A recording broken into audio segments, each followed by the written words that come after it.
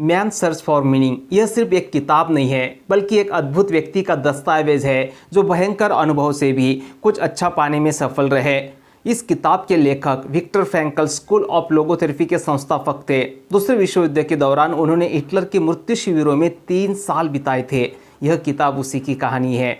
यह किताब 2 खंड में विभाजित है। पहले खंड में उन्होंने बताया है कि किस तरह की मृत्यु यातना उन्हें और उनके साथियों को हिटलर के यातना शिविरों में सहनी पड़ी। जो भी लोग यह मानते हैं कि उनकी ज़िंदगी में बहुत दुख और परेशानियां हैं, वे अगर इस खंड को पढ़ेंगे तो उन्हें अपनी ज़िंदगी के दुख और परेशानियां बहुत ही छोटी लगेगी और जिस तरह की ज़िंदगी वो जी रहे हैं, यकीनन उन्हें अपनी ज़िंदगी से प्यार हो जाएगा। इस किताब के दूसरे खंड में लोगोथेरेपी के बारे में विस्तार से बताया है, जिसकी मदद से आप अपनी ज़िंदगी का अर्थ ढूंढ सकते हो, उद्देश्य ढूंढ सकते हो। इस लोगोथेरेपी के बारे में भी मैं आपको विस्तार से इस वीडियो में आगे बताऊंगा कि लोगोथेरेपी क्यों ज़रूरी है, हम अपने जीवन का उद्देश्य कैसे ढूंढ सकते हैं। और इसलिए दोस्तों इस वीडियो को आखिरी तक ज़रूर देखिएगा। लेखक ने इस किताब में अपने जीवन का विस्तार से विवरण देने के बजाय, अपने दुखों और कष्टों का विवरण देने के बजाय उन स्रोतों के बारे में बताया है जिनके बल पर वे हिटलर के यातना शिविर में जीवित रहने में सफल रहे। लेखक कहते हैं कि अगर आपने अपने जीवन का उद्देश्य ढूंढ लिया, अपने जीवन का अर्थ ढूंढ लिया, तो यह आपके जीवन का सबसे बड़ा मोटिवेटिंग फैक्टर बन जाता है। हिटलर के यातना शिविरों में उन्हीं कैदियों ने सबसे पहले अपने प्राण त्यागे जिनका ज़िंदगी जीने का उद्देश्य खत्म हो गया था, जो अपने भविष्य की सारी उम्मीद खो चुके थे। उन्होंने भोजन या दवाओं के अभाव में प्राण नहीं त्यागे। आशा का अभाव, जीवन में उम्मीद का अभाव ही उनकी मृत्यु का कारण बना। लेखक कहते हैं कि अपनी आयु कम होने का, अपनी रोग प्रतिकारक शक्ति का कमज़ोर होने का यह भी एक बहुत बड़ा कारण है कि हम अपनी ज़िंदगी में उम्मीद खो देते हैं। हेलो दोस्तों, मैं self Shrinivas Marathi, motivational speaker, mindshift trainer और आपका अपना दोस्त। दोस्तों आइए जानते हैं कि हिटलर के यातना शिविरों में उन कैदियों को किस तरह से यातनाओं का सामना करना पड़ा, किस तरह से वहाँ के जो हिटलर के सैनिक थे उनकी बेरहमी का उन्हें शिकार होना पड़ा। लेखक विक्टर फ्रैंकल जब अपने साथियों के साथ उन्हें रेलगाड़ी से इन यातना शिविरों में लाया गया तो उन्हें एक छोटे से बाड़े में ठूस दिया गया जिसकी कैपेसिटी सिर्फ 200 लोगों की थी, लेकिन उस बाड़े में 1500 लोगों को एक साथ ठूस दिया गया। वहाँ पे सोना तो बहुत दूर की बात है, उखड़ू भी बैठ पाना बहुत मुश्किल था। इन बंदी शिविरों में लोगों को तब तक ही जीवित रखा जाता था जब तक वो काम करने लायक होते थे। अगर वहाँ के सैनिकों को ये पता चल गया कि ये अभी काम करने लायक नहीं बचा है तो उस कैदी को गैस चैम्बर में डाल के मार दिया जाता था। और इसलिए वहाँ के जो कैदी थे कंटिन्यूसली अच्छा दिखने की कोशिश करते थे, वो तंदुरुस्त है ये दिखाने की कोशिश करते थे, कंटिन्यूसली अपनी हजामत करते रहते थे, अपना सर मुंडवाते थे और सर मुंडवाने के लिए उन्हें ब्लेड भी नहीं मिलता था और कभी कभी वो कांच के टुकड़ों से भी काम चलाते थे ताकि उनके गालों पे लाली बरकरार रहे और हिटलर के सैनिकों को ये लगे कि यस ये बंदा काम कर सकता है। खाने के नाम पर उन्हें डबल रोटी का एक टुकड़ा दिया जाता था और एक थोड़ा गरम सूप, और वो सूप भी जैसे एक पानी ही होता था। जो भी कैदी वो सूप लेने के लिए जाता था वो यही चाहता था कि सूप देते वक्त वो चम्मच जो है वो नीचे से आए ताकि कुछ मटर के दाने उसमें मिल जाए, लेकिन बहुत कम कैदियों को ये 4-5 मटर के दाने मिलते थे। सोने के लिए 9 लोगों को एक बेड साझा करना पड़ता था। आप अंदाज़ा लगा सकते हो एक बेड पे 3 लोग भी मुश्किल से सो नहीं सकते, वहाँ पे 9 लोग कैसे सोते होंगे। वहाँ पे जो भी यातनाएं उन्हें दी जाती थी उसका मकसद यही होता था कि ये जल्दी से जल्दी कमज़ोर हो जाए। वो काम कर कर के उनके पैरों में सूजन आ जाती थी और अपने जूतों में वो ठीक से पैर फंसा नहीं सकते थे और उन्हें ये करना ज़रूरी था क्योंकि अगर वो जूते नहीं पहनते थे, पहले से ही काम कर कर के उनके जूते भी पूरी तरह से फट चुके होते थे, फिर भी उन्हें वो यूज करना पड़ता था। और अगर उनके जूते खराब हो गए हैं या जूतों में अपना पैर वो ठीक से बिठा नहीं पा रहे हैं तो बहुत बार उन्हें बर्फ़ के फर्श पर नंगे पैर चलना पड़ता था। नींद का अभाव, भरपूर भोजन का अभाव और बहुत सारा काम, इस वजह से वहाँ के सैनिक इतने थक जाते थे कि सीढ़ियों से वो ठीक से चल नहीं पाते थे और बहुत सारे सैनिकों को अपने हाथों का सहारा लेकर खुद का शरीर घसीटना पड़ता था। उन्हें सिर्फ तसल्ली इस बात की होती थी कि आज हम जिंदा हैं, क्योंकि कल वो जिंदा बचेंगे या नहीं इसकी उन्हें गारंटी नहीं होती थी। जितनी मानसिक और शारीरिक यातना उन्हें दे सकते हैं उतनी यातनाएं वहाँ के सैनिक उन्हें देने की कोशिश करते थे। इस दारुण परिस्थिति में भी विक्टर फ्रैंकल जो है वो जिंदा रहे। क्यों? क्योंकि उन्होंने अपनी ज़िंदगी का एक उद्देश्य ढूंढ लिया था और कंटिन्यूसली उनके माइंड में वो उम्मीद जगी रहती थी। उन्होंने ठान लिया था और उनको यकीन था कि मैं इस यातना शिविर से ज़रूर रिहा होऊंगा और जब मैं रिहा हो जाऊंगा उस वक्त इस अनुभव पर मैं एक किताब लिखूंगा और मेरे स्टूडेंट के साथ यहाँ के अनुभव साझा करूंगा। यहाँ के अनुभव से मैं क्या सीखा ये उन्हें सिखाऊंगा और हर स्टूडेंट को उसकी ज़िंदगी का अर्थ ढूंढने में मदद करूंगा। यह उद्देश्य उन्होंने अपनी ज़िंदगी का ढूंढ लिया था और इसलिए उस यातना शिविर में वो शरीर से भी और मन से भी ठीक ठाक रह सके। लेखक कहते हैं कि ज़िंदगी में उम्मीद का होना बहुत ज़रूरी है, क्योंकि उम्मीद अगर टूट जाती है तो क्या हो सकता है, इसका एक एग्जाम्पल इस किताब में वो देते हैं। एक दिन एक कैदी लेखक के पास आता है और उन्हें कहता है कि रात को मुझे एक सपना आया और सपने में मेरे अंतरात्मा से एक आवाज़ आई कि हम सब लोग 30 मार्च को इस नरक से मुक्त हो जाएंगे, रिहा हो जाएंगे।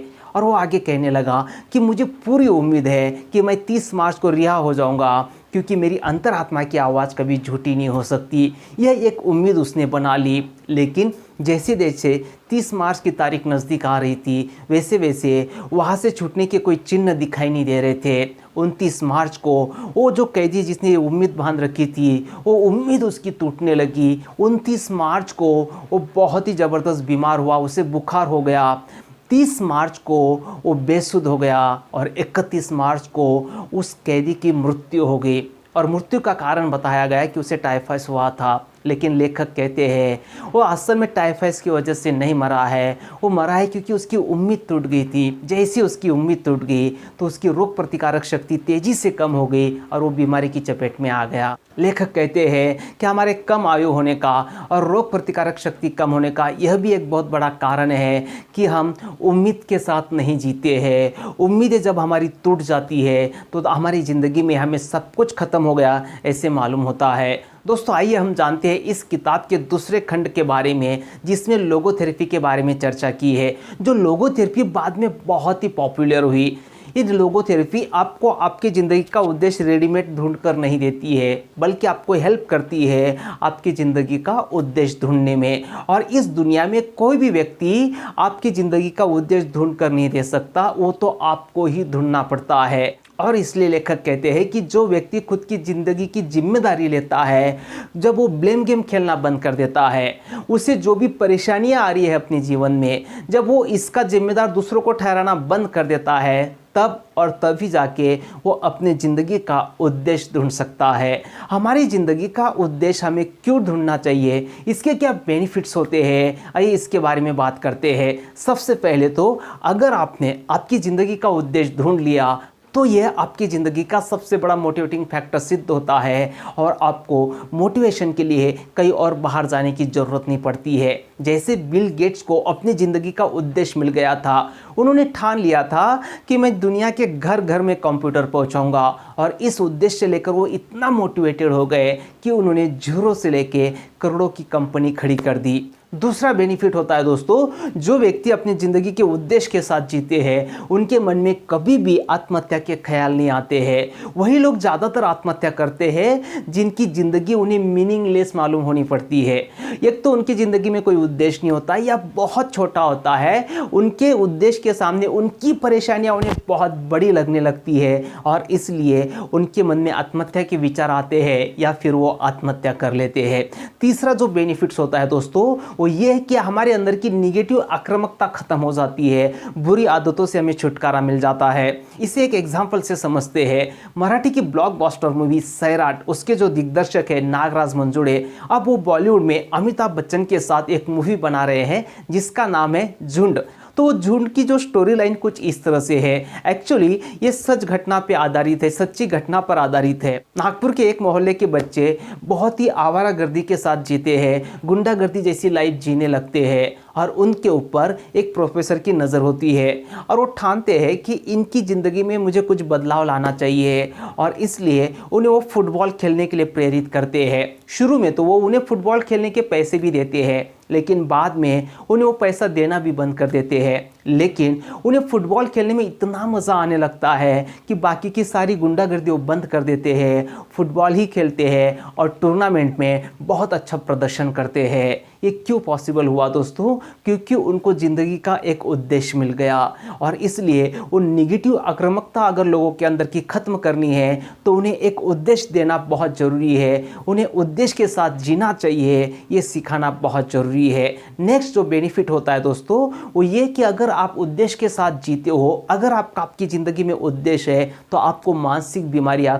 कभी नहीं छुएगी। और नेक्स्ट लास्ट बेनिफिट जो हमें होता है दोस्तों, खुशियाँ और जो सफलता है वो हमारे लिए बाय प्रोडक्ट बन जाती है। लेखक कहते हैं कि हमें कभी भी खुशियों के लिए या सफलता के लिए काम नहीं करना चाहिए, अपने उद्देश्य को पूरा करने के लिए काम करना चाहिए। जब भी हम अपनी भी क्षमताओं से बड़े किसी उद्देश्य के लिए खुद को समर्पित कर देते हैं तो खुशियाँ और सफलता अपने आप हमारे पीछे आती है। लेखक कहते हैं कि सफलता भी खुशियों की जैसी होती है, उसे लाना नहीं पड़ता है बल्कि वो घटित होती है और वो जब घटित होती है तब जाके वो रियल सफलता कहलाती है। नेक्स्ट दोस्तों, इस किताब में बताया है कि लोगोथेरेपी के जरिए किस तरह से किस सिचुएशन में आप अपनी ज़िंदगी का उद्देश्य ढूंढ सकते हो। सबसे पहले सिचुएशन है जब आप काम कर रहे हो। जब आप कोई भी काम कर रहे हो तो कभी भी उस काम को पेट भरने के लिए मत कीजिएगा। जस्ट आप पैसा कमाने के लिए और पेट भरने के लिए अगर काम कर रहे हो ना तो आपकी ज़िंदगी पूरी तरह से मीनिंगलेस हो जाएगी, आप बहुत बोरिंग लाइफ जीना शुरू करोगे। आपके काम से खुद की ज़िंदगी तो बदलनी चाहिए लेकिन लोगों की ज़िंदगी भी बदलनी चाहिए। इस नज़रिए से जब आप काम करना शुरू कर देते हैं तो आपको आपकी ज़िंदगी में आपका उद्देश्य मिलना शुरू हो जाता है। नेक्स्ट सिचुएशन जो लेखक बताते हैं वो है प्रेम। लेखक कहते हैं कि जब आप प्रेम करते हो किसी से या जब कोई आपसे प्रेम करता है तो आप मन की उत्कृष्ट अवस्था में होते हैं। प्रेम जो है ये एक बहुत ही पवित्र, उच्चतम पवित्र अवस्था होती है मन की। वो प्रेम किसी से भी हो सकता है, अपने बच्चों से हो सकता है, किसी बाहर से व्यक्ति से हो सकता है या फिर वो भगवान से हो सकता है। जब आप प्रेम में होते हो, सच्चे प्रेम में आप होते हो ना दोस्तों, तो आपको अपने आप को और दूसरे को पहचानने का एक बहुत ज़बरदस्त मौका मिलता है। और तीसरी सिचुएशन जो लेखक बताते हैं अपना उद्देश्य ढूंढने के लिए, और वो है जिंदगी का कठिन प्रसंग। जब हमें ज़िंदगी में असहाय यातना होती है, जब ऐसा प्रसंग आता है कि जब हमें पता चल जाता है पूरी तरह से कि इस परिस्थिति को अब मैं नहीं बदल सकता, और तभी हमें खुद को बदलने का एक स्वर्णिम अवसर मिलता है। और ऐसी परिस्थिति में जब हम खुद को बदलते हैं तो उसके साथ साथ दुनिया भी बदलनी शुरू हो जाती है। लेखक कहते हैं कि कोई भी पीड़ादायी समय जो है वो एक सबसे बड़ी अपॉर्चुनिटी होती है आपकी ज़िंदगी को मीनिंगफुल बनाने की। जैसे लेखक की ज़िंदगी में ये जो पल आया था, हिटलर की यातना शिविर में उन्हें रखा गया, वहाँ पे उन्होंने ठान लिया था कि ये हिटलर के सैनिक मेरे साथ कितना भी दुर्व्यवहार करे, लेकिन मुझे क्या रिस्पॉन्ड करना है, मुझे क्या फील करना है, ये स्वतंत्रता पूरी तरह से मेरे पास है। लेखक कहते हैं कि ज़िंदगी आपसे चाहे सब कुछ छीन ले, लेकिन हर परिस्थिति में क्या रिस्पॉन्ड करना है और क्या फील करना है, यह स्वतंत्रता ज़िंदगी आपसे कभी नहीं छीन सकती। और आपके पीड़ादायी समय में आपको उस स्वतंत्रता का इस्तेमाल करना है। जैसे रामदेव बाबा जी को अपनी ज़िंदगी के सबसे कठिन प्रसंग में अपनी ज़िंदगी का उद्देश्य मिला। जब उनका शरीर पैरालाइज हो गया एक साइड से, तो उसे ठीक करने के लिए उन्हें योगासन की तरकीब मिली, और जब उनका शरीर अच्छा होने लगा तो उन्हें अपनी ज़िंदगी का उद्देश्य मिल गया और उन्होंने ठान लिया कि जिस योगा ने मुझे ठीक किया है, मुझे हेल्दी किया है, मैं यह योगा घर घर तक पहुंचाऊंगा। और उन्होंने योगा के क्षेत्र में क्रांति लाई। लोगों का शरीर तंदुरुस्त रखने के लिए उन्होंने करोड़ों की कंपनी वो खड़ी कर पाए। क्यों? क्योंकि उन्होंने अपनी ज़िंदगी को एक उद्देश्य के साथ जीना शुरू कर दिया। जब हम अपनी ज़िंदगी को उद्देश्य के साथ जीना शुरू कर देते हैं दोस्तों, तो खुशियाँ और सफलता तो अपने आप आती है।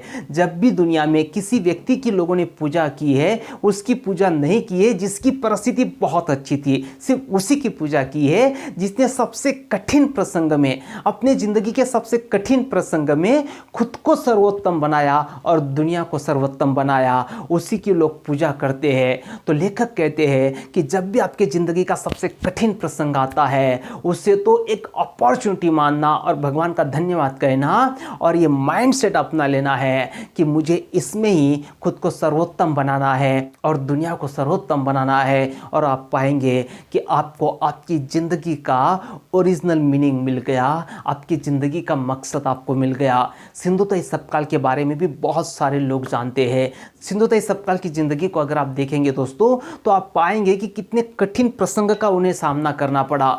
उनके ससुराल वालों ने जब वो प्रेग्नेंट थी तो उन्हें घर से बेघर कर दिया। अपना पेट पालने के लिए शमशान घाट में मृतकों के लिए, होम के लिए जो भोजन रखा जाता है, वो भोजन खा के उन्होंने कुछ दिन बिताए। और तभी इस दारुण अवस्था में उन्हें अपनी ज़िंदगी का उद्देश्य मिला। उन्होंने ठान लिया कि जिस तरह से मैं अनाथ हुई हूँ, उस तरह से बाकी लोग अनाथ ना हो। और उन्होंने, वो अनपढ़ गवार है, पढ़ी लिखी नहीं है, उसके बावजूद भी अनाथालय खोला। और उस अनाथालय को चलाने के लिए वो स्टेज पर भाषण देके उन्होंने पैसा इकट्ठा किया। वो पढ़ी लिखी नहीं है, लेकिन उसके बावजूद भी इतना मोटिवेटिंग भाषण वो देती है ना दोस्तों, कि एक आम व्यक्ति जो है वो प्रेरणा से लबालब हो जाता है। और उन्हें सिर्फ इंडिया में ही नहीं, अमेरिका में भी सम्मानित किया गया। क्यों? क्योंकि अपने ज़िंदगी के सबसे कठिन प्रसंग में उन्हें अपनी ज़िंदगी का उद्देश्य मिला और उद्देश्य के साथ उन्होंने ज़िंदगी जीना शुरू कर दिया। लेकिन लेखक कहते हैं कि इसका मतलब ये नहीं है कि फिर आपको आपकी ज़िंदगी में वो पीड़ादायी समय की राह देखनी है या पीड़ादायी समय के लिए याचना करनी है। बस आपको इतना माइंडसेट अपनाना है कि अगर आपकी ज़िंदगी में ऐसा प्रसंग आया भी, तो आपका नज़रिया जो है वो यही होना चाहिए कि इसमें मुझे मेरी ज़िंदगी का उद्देश्य ढूंढना है और इससे मैं खुद को तो सर्वोत्तम बनाऊंगा ही और दुनिया को भी मैं सर्वोत्तम बनाऊंगा। दोस्तों, इस लोगोथेरेपी के बारे में और डिटेल में इस किताब में लेखक ने बताया है। आप इस किताब को जरूर पढ़िएगा। ये वीडियो आपको कैसे लगा मुझे कमेंट्स में जरूर बताइएगा। अगर पसंद आए तो लाइक जरूर करना। मिलते हैं फिर से अगले वीडियो में एक बहुत पावरफुल टॉपिक के साथ। तब तक के लिए thank you, bye bye, take care, शुक्रिया।